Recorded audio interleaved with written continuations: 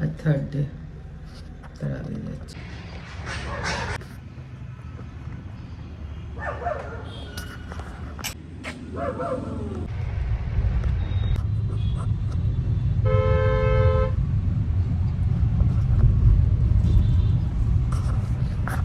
জিশানের সাথে যাচ্ছি আমি, আর ভাইপো জিশান তার সাথে যাচ্ছি রাবিতে। কেন আমাদের ড্রাইভারের ভাইয়ের বিয়ে, সে কদিনে ছুটিতে গেছে, এবার আমাকে নিয়ে যাবে কি, এই বেচারাই আমাকে নিয়ে যাচ্ছে। কারণ আমার হাজব্যান্ড অফটাও ক্যালকাটা।